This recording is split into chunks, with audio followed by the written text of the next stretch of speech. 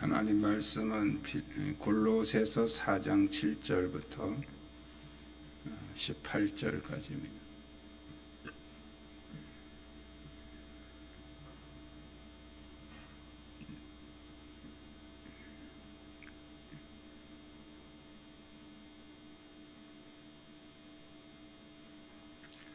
골로새서 4장 7절부터 마지막 절까지 한 절씩 교독하겠습니다. 두기고간의 사정을 다 너희에게 알려주리니 그는 사랑받는 형제요 신실한 일꾼이요 주 안에서 함께 종이 된 자니라.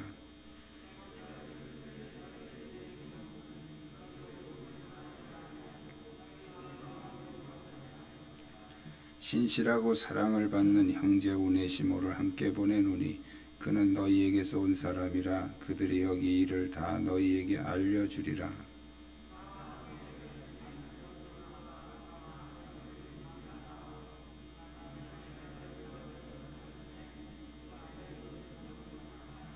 유스도라는 예수도 너희에게 문안하느니라. 그들은 할레파이나 이들만은 하나님의 나라를 위하여 함께 역사하는 자들이니 이런 사람들이 나의 위로가 되었느니라.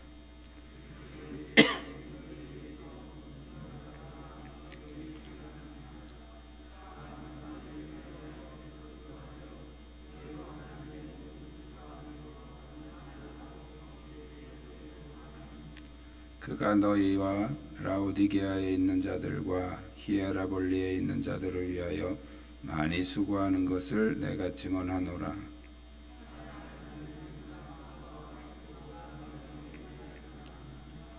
라오디게아에 있는 형제들과 눈바와 그 여자의 집에 있는 교회에 문안하고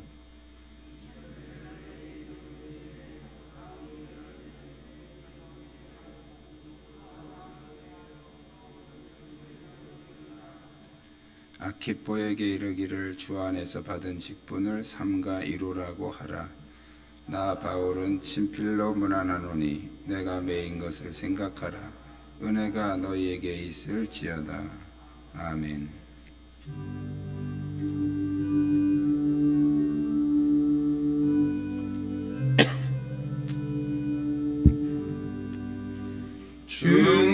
충성하라 주도록 충성하라 주님께 슬픔이나 괴로움이 주의 사랑 못 이으리 충성하라 주도록 충성하라 끝까지 충성하라 주도록 충성하라 주님께 찬란하다 정열류가 들려온다 주의 음성 충성하라 주도록 충성하라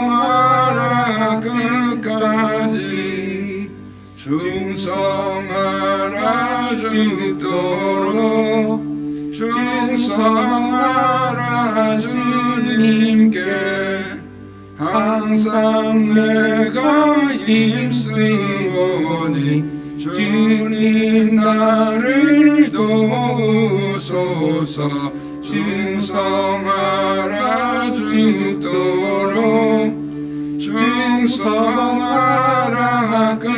끝까지. 아멘.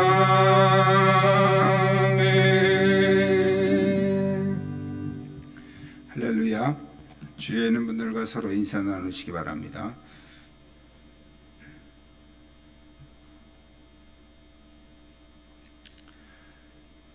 마태복음 16장 18절에 보면 예수님이 제자들에게 이렇게 말씀하십니다. 또 내가 네게 이르노니 너는 베드로라. 내가 이 반석 위에 내 교회를 세우리니 음부의 권세가 이기지 못하리라. 이 말씀은 베드로를 통해서 교회를 세우시겠다는 그런 의미로 해석할 수 있습니다. 오늘 본문은 골로새 교회에 보내는 편지의 마지막 끝인사입니다. 끝인사를 하면서 바울이 이런저런 그 사람들에 대한 얘기를 같이 해가면서 이제 마무리를 짓고 있는데, 오늘 본문을 통해서 하나님께서 또 주님께서 교회를 어떻게 세워 가시는지, 또 하나님의 일꾼들은 어떻게 해야 교회를 세워갈 수 있는지, 그것을 우리에게 말씀해 주고 있습니다. 교회는 주님이 세우신 일꾼들을 통해서 세워가시는 공동체라는 거예요. 다시 말씀드리면 주님께서 교회를 이끌어 가시지만 어떤 사람들을 통해서 일하신다는 거예요. 이것은 구약 시대에나 신약 시대에나 하나님의 그 원리는 항상 같습니다. 그래서 구약 시대에도 하나님은 계속해서 어떤 하나님의 사람들을 부르시고 그들을 통해서 이제 이스라엘 민족을 이끌어 가시고 또 말씀으로 가르쳐 가셨죠. 신약의 교회도 마찬가지입니다. 하나님께서 역사하시지만 사람들을 세워서 그 사람들을 통해서 일하시고 사람들을 통해서 교회를 세워 가신다는 거예요. 저는 2022년도 한 해를 시작하는 첫 주일에 여러분들에게 이 새해에는 바로 교회를 세우는 일꾼으로 결단하시고 충성하는 그런 시간이 되기를 주님의 이름으로 축복합니다. 우리 한번 따라하겠습니다. 성도들을 위로하는 자가 됩시다. 오늘 본문에서 앞부분에서 사도 바울이 이 골로새 교인들을 위로하는 그 위로의 사역자들을 이제 소개하면서 그들의 특징을 두 가지로 말씀하고 있는데, 하나는 신실하다 하는 말과 하나는 사랑받는다 하는 표현입니다. 신실하다는 말은 믿음직스럽고 꾸밈이 없으며 거짓이 없는 모습을 말합니다. 바울은 본문에서 두기고와 오네시모를 골로새 교회에 보내면서 이들이 신실한 자라 이렇게 소개를 하고 있습니다. 그러면서 그들을 보내는 이유를 우리 사정을 알게 하고 너희 마음을 위로하게 하려 함이라 그렇게 말씀을 했습니다. 로마 감옥에 갇혀 있는 바울의 사정을 알려주고 또 바울을 염려하는 그들의 마음을 위로해 줄 수 있는 어떤 인물이 필요한데, 그가 바로 이 오네시모 그리고 두기고라는 사람이었습니다. 바울이 그들을 택해서 이 골로새 교회에 보낸 것은 그들이 신실한 사람이었다는 거예요. 이 신실함이라는 것은 유창한 말에서 오는 것이 아닙니다. 신실한 행동, 거짓 없는 행동, 다른 사람들에게 신뢰받을 만한 어떤 그런 행동에서 나오는 것이죠. 자기 생색이나 내고 칭찬이나 들으려고 하는 그런 사람은 오히려 위로는 고사하고 상처를 받을 수가 있죠. 신뢰를 얻지 못하고 신실하지 못한 사람이 위로하러 갔다 그러면 그것은 전혀 위로가 되지 않습니다. 그러므로 다른 성도를 위로하려면 신실한 자가 돼야 된다는 거예요. 사실 신실한 사람들은 그냥 만나기만 해도 위로가 됩니다. 만나기만 해도 마음이 푸근해지고 마음이 따뜻해지고 신뢰가 가고 그럴 때 위로가 되는 것이죠. 또 하나는 사랑받는 자가 돼야 된다는 거예요. 바울은 두기고와 오네시모를 사랑받는 형제라고 이렇게 소개를 하고 있습니다. 두기고와 오네시모는 이미 골로새 교회의 성도들에게 사랑받는 형제였다는 거예요. 사랑받는 것은 그의 어떤 직분이나 외모 때문이 아니죠. 사랑받는 사람은 사랑받을 만한 행동을 합니다. 이것은 신실함과도 관련이 있는 것이죠. 사람들은 누구의 말 때문에 위로를 받는 것이 아닙니다. 그의 인격과 그의 삶 때문에 위로를 받는 것이죠. 그러므로 다른 성도를 위로하려면 사랑받는 자가 되어야 된다. 정말 좋아하는 사람이 가야 그 사람에게 위로가 되지, 만나기 싫은 사람이 찾아가면 무슨 위로가 되겠습니까? 오히려 더 마음의 부담만 커지는 것이죠. 그런 면에서 이 두기고와 오네시모는 이 골로새 교인들이 정말 좋아하고 사랑하고 신뢰하는 그런 사람이었다는 거예요.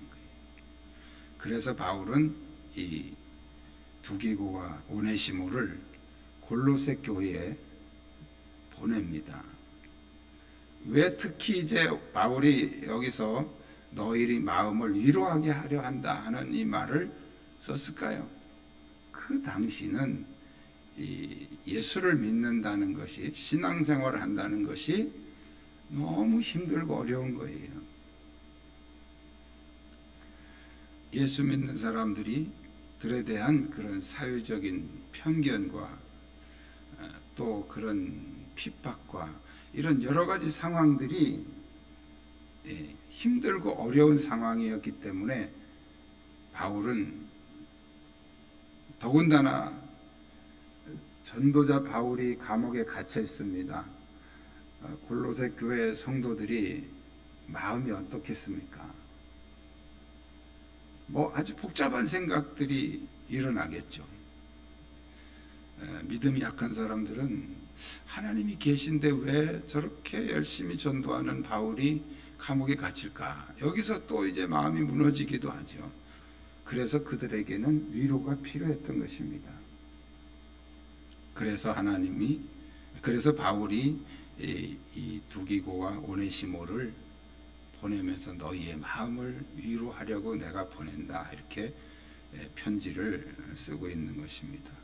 교회는 이렇게 성도들의 마음에 위로가 될 만한 그런 인격자들, 그런 일꾼들이 많아질 때 그 교회는 더 은혜롭고 따뜻하고 그리고 성장하는 교회가 될 줄로 믿습니다.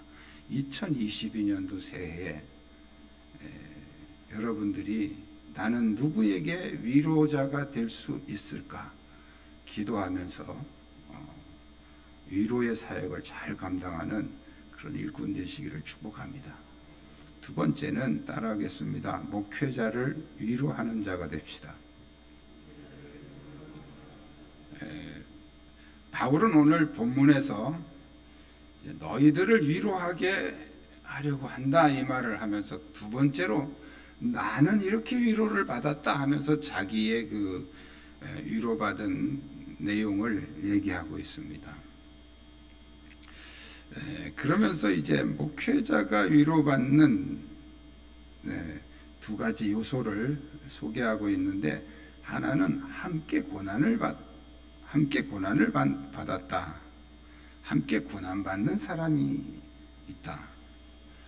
그리고 또 함께 수고하는 자가 있다. 이렇게 소개를 하고 있습니다. 아리스다고와 마가와 유스도라는 이 세 사람을 소개하면서 이런 사람들이 나의 위로가 되었느니라. 이런 사람들이 나의 위로가 되었다.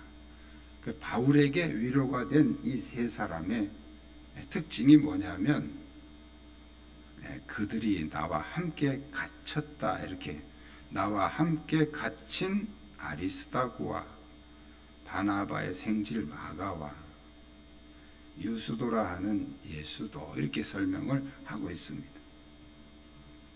이 아리스다고는 데살로니가 사람이고요. 이 마가는 바나바의 생질입니다. 우리가 사도행전 16장인가에 보면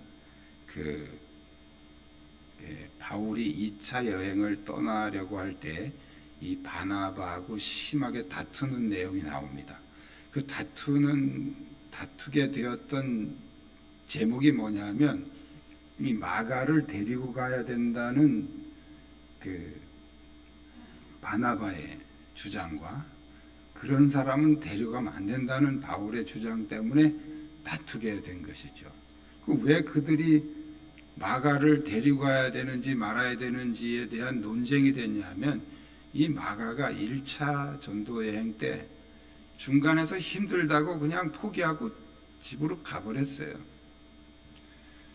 근데 이제 2차 여행 때 또 가겠다고 하니까 바나바는 자기 생질이기도 하지만 성격상 그래도 한 번 더 기회를 줘야 되지 않겠냐, 그래서 데리고 가자 이렇게 말한 거고, 바울은 성격상 한 번 그런 사람은 또 그런다, 그러니까 그런 사람은 중간에 자꾸 그렇게 낙오하는 모습을 보이면 같이 가던 사람들이 또 같이 마음이 무너지고 어떤 결속력에도 문제가 생기고, 그러니까 아예 그런 사람은 그냥 데려가면 안 된다, 이래가지고 싸운 거예요.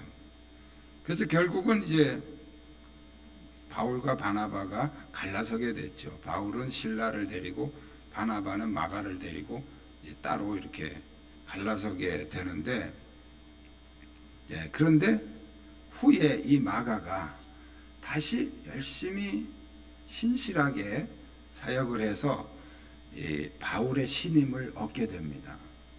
그래서 오늘 본문에서 뭐라고 말하냐면, 이 마가에 대하여 너희가 명을 받았음에 그가 이르거든 영접하라, 이렇게 마가를 이제 이렇게 좋게 소개를 하고 있죠. 또 유스도라는 사람이 나오는데, 유스도는 과거에는 할례당이었지만 이제 그 마음을 돌이켜서 복음을 전하면서 바울과 동역했던 사람입니다.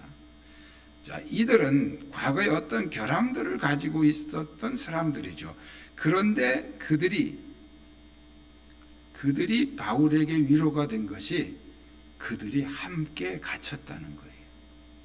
함께 고난을 받고 있다는 거죠. 어려움을 당한 사람에게 가장 큰 위로가 되는 사람은 자기하고 같이 어려움 당하는 사람이 있을 때, 그때 가장 큰 위로가 되는 것입니다. 특히 사역자들에게, 목회자들에게 위로가 되는 사람이 어떤 사람이냐면 같이 고생하고 있는 사람, 목회자와 같은 입장에서 고생하고 있는 사람이 있을 때 위로가 된다는 거예요. 또 한 가지는 함께 수고한다는 거예요. 아리스다고와 마가와 유스도가 바울에게 위로가 되었던 또 한 가지 이유는 함께 수고했다, 함께 일했다. 바울은 그들을 소개하면서 이들만 하나님 나라를 위하여 함께 역사하는 자들이라, 이렇게 소개를 하고 있습니다. 많은 사람이 예수를 믿지만 대부분 자신의 이익과 축복에 신앙의 초점이 집중되어 있습니다. 그래서 모든 신앙의 초점이 자기 자신에게 되어 있어요. 우리가 예수를 왜 믿느냐? 우리 축복받으려고 믿는다, 이런 마인드로 꽉 차 있단 말이죠. 그러니까 기도도 다 항상 그냥 축복 모든, 그러니까 이런 마인드를 가진 사람은 헌신하려고 안 해요. 내가 예수 믿으면 복 받고 편하려고 믿는데 왜 내가 이렇게 고생하고 일해야 되느냐.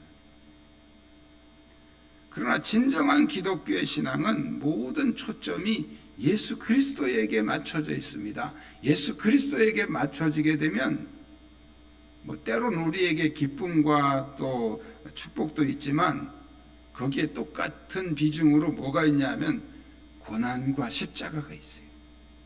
제가 자주 말씀드리지만 우리는 선택의 문제보다 균형의 문제가 항상 많이 있는데 우리는 자꾸 선택의 문제로 이걸 결정하고 생각을 하니까 잘 안 맞는단 말이에요. 축복이라는 말은 우리가 선택의 문제가 아니고 균형을 맞춰야 되는데 그 축복의 반대 뭐와 균형을 맞춰야 되냐면 십자가와 고난과 이 균형을 맞춰야 되는 거예요. 근데 우리는 이 십자가와 고난은 제껴버리고 축복에만 우리가 선택을 하고 집중을 하게 되니까 우리의 기독교 신앙이 건강한 신앙이 아니고 삐뚤어진 신앙, 병든 신앙으로 가게 되는 것입니다.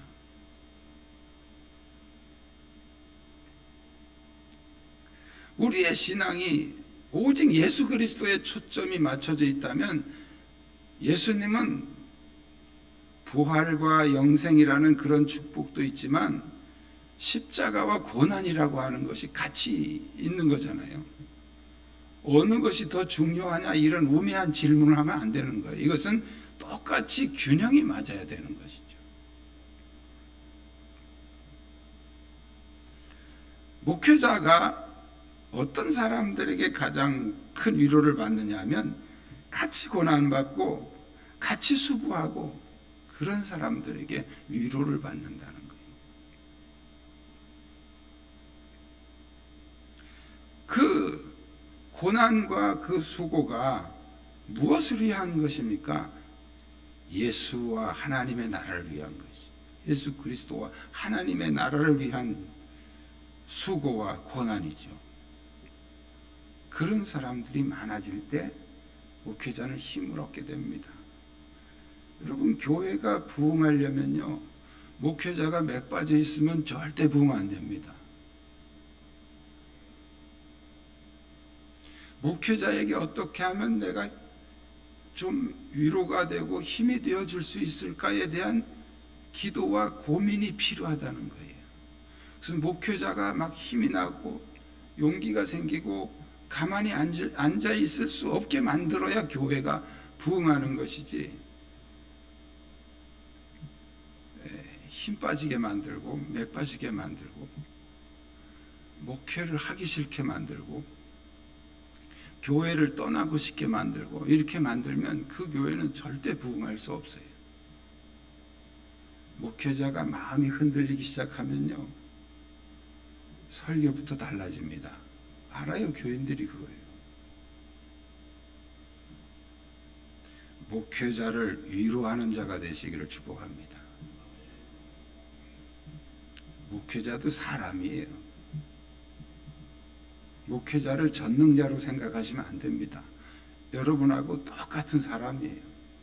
여러분이 상처받는 그런 모습 때문에 목회자도 상처를 받고, 여러분들이 기분 좋아지는 그런 말에 목회자도 기분이 좋아지고 똑같은 사람이에요. 근데 우리는 목회자를 자꾸 전능자로 생각한단 말이에요. 그래서 목회자는 아무렇게 해도 괜찮고, 목회자는 아무렇게 다 그냥 다 알아서 하고 이렇게 생각을 한단 말이에요. 그렇지 않아요. 목회자가 힘이 나게 하는 그런 성도들 때문에 목회자는 힘든 줄 모르고 열심히 하는 것입니다. 여러분들이 목회자를 위로하는 자가 되시기를 축복합니다. 세 번째는 따라하겠습니다. 교회를 위해 헌신하는 자가 됩시다. 오늘 본문에서 바울은 교회를 위해 헌신하는 그 요소를 세 가지로 이렇게 말씀을 하고 있는데, 하나는 교회를 위해서 기도하라, 그리고 수고하고 직분을 잘 감당하라, 이렇게 권면을 하고 있습니다. 교회를 위해서 헌신하는 첫 번째 요소는 기도하는 것이다. 기도. 오늘 본문의 바울은 또 한 사람을 소개하고 있는데 에바브라라고. 에바브라. 이 에바브라라는 사람은 풀네임으로는 에바브로디도입니다. 에바브로디도인데 에바브라라고도 하고 에바브로디도라고도 하고 우리 성경에는 두 가지로 이름이 나옵니다. 저가 항상 너희를 위하여 애써 기도하며 너희로 하나님의 모든 뜻 가운데서 완전하고 확신 있게 서기를 구하나니. 지금 여기 바울이 말하는 너희는 골로새 교회를 말하는 거예요. 저가 하는 말은 이제 에바브라를 말해요. 에바브라가 항상 골로새 교회를 위하여 애써 기도하고 있다. 무엇을 기도하느냐? 너희가 하나님의 모든 뜻 가운데 완전하고 확신 있게 서기를 구하노니. 골로새 교회 사람들이 확실한 믿음 가운데 서기를 위해서 에바브라가 애써서 기도하고 있다. 여기 애써 기도하여라는 이 말은 경기장에서 그 영화 같은 데 보면 격투기 나오죠. 옛날 그 로마 시대에는 이렇게 노예들을 서로 싸움 붙여서 격투기를 시켜서 마지막까지 살아남는 자에게 자유를 주는 아주 잔인한 경기를 많이 했죠. 영화 같은 데서 보면 많이 나옵니다. 그러면 거기서 이 격투기는 뭐 오늘날처럼 뭐 이렇게 뭐 쓰러지면 뭐 챔피언이 되고 그런 게 아니에요. 죽을 때까지 싸우는 거예요. 그래서 내가 살기 위해서 상대방을 죽여야 사는 거예요. 못 죽이면 내가 죽는 것이고 목숨을 걸고 싸우는 거죠. 여기 애써 기도하여 하는 이 말이 바로 이 경기장에서 사력을 다해서 싸우는 투사처럼 그렇게 기도했다는 뜻이에요. 에바브라가 골로새 교회를 위해서 사력을 다해서 기도하는데 무엇을 위해 기도하냐? 그들이 확실한 믿음 위에 서기를 위해서 그렇게 기도했다는 거예요. 교회를 위해서 헌신하는 사람의 첫 번째 요소는 교회를 위해서 생명 걸고 기도하는 것이라는 거예요. 에바브라는 골로새 교회를 위해서 생명 걸고 기도하는 사람이었다는 거예요. 헌신의 두 번째 요소는 교회를 위해 수고하는 것입니다. 에바브라는 기도만 한 사람이 아닙니다. 많이 수고하는 사람이었죠. 많이 수고하여. 바울은 에바브라가 교회를 위해서 많이 수고하는 사람이라고 소개를 하고 있습니다. 부흥하는 교회의 특징은 교회를 위해서 수고하는 사람이 많다는 거예요. 교회를 위해서 수고하는 사람이 많을 때 교회는 부흥하게 되고요. 또 역으로 교회가 부흥할 때는 그런 사람이 많아진다는 거예요. 그런 면에서 저희 교회는 참 좋은 장점이 있습니다. 많은 성도들이 교회를 위해서 수고하는 분들이 있습니다. 요즘에는 봉사들을 안 하려고 그러니까 교회들이 자꾸 어떤 페이를 주고 이렇게 일을 시켜요. 반주자도 한 달에 얼마씩 주고 뭐 지휘자도 얼마씩 주고 심지어는 뭐 성가대원들까지 막 계속 돈을 주고 교회에도 뭐 용역에 맡겨가지고 이렇게 뭐 돈을 주고 하고 막 이렇게 다 막 그렇게 하면 편하기는 하죠. 편하긴 한데 성도들이 수고할 수 있는 기회가 없어지는 거예요. 우리는 편하려고 예수 믿는 거 아니에요. 예수를 믿는 것이 사는 길이고 그것이 옳은 것이기 때문에 믿는 거지 편하려고 믿는 게 아니에요. 편하려고 하면 그냥 가만히 앉아 있으면 편해요. 또 편한 종교들 많죠. 봉사 하나도 안 해도 가서 기도만 하고 와도 되는 그런 뭐 불교나 뭐 이런 종교들 많잖아요.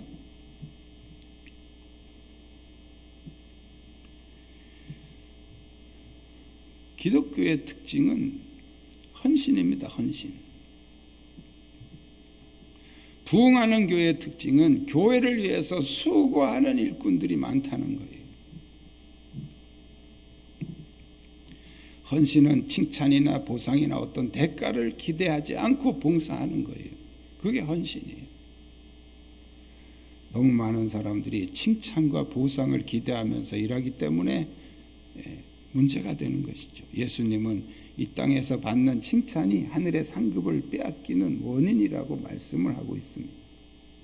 헌신의 세 번째 요소는 직분을 잘 감당하는 것입니다. 바울은 아키포라는 사람에게 이렇게 말합니다. 주 안에서 받은 직분을 삼가 이루라고 하라 권면하고 있죠. 아키포는 빌레몬의 가족 중 한 사람으로 당시 교회에서 중직을 받은 사람이었던 것 같습니다. 그러나 그는 현재 직분에 소홀히 하고 있는 상태였죠. 그래서 바울이 주 안에서 받은 직분을 삼가 이루라고 해라 이렇게 권면을 하고 있습니다. 많은 사람들이 직분을 받는 것은 좋아합니다. 그런데 그 직분을 감당하려고는 잘 안 합니다. 이게 현재 한국 교회의 문제예요. 직분 받는 건 너무 좋아해. 그런데 일은 안 해. 직분을 왜 받는 겁니까?